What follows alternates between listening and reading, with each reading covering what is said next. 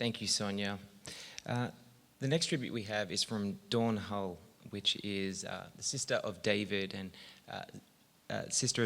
and Zea's sister-in-law. I just want to check, David, this is one that you'd like to read. Thanks.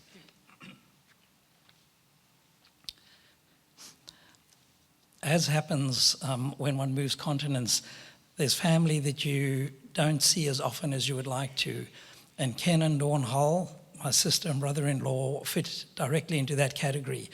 But Dawn sent this, just a very brief tribute that she asked if I could read on her behalf. My dear sister Zea, thank you for your care and generosity. You showed it to me in so many ways, but I would like to just mention a few very briefly. When Ken and I were desperate to have a baby, you took the trouble to research where we could find help.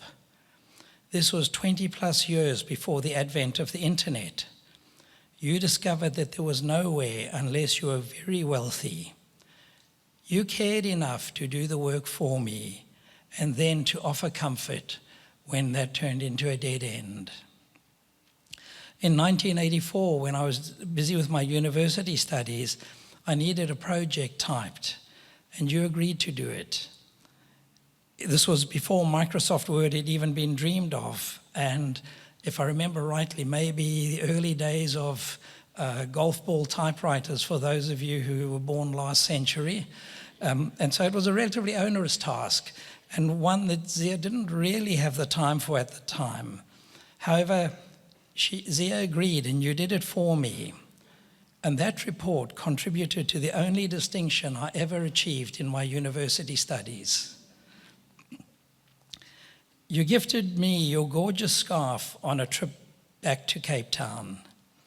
Years later, I realized it was a staple of your very clever travel wardrobe, which was to wear black and to alternate with your very many colorful scarves.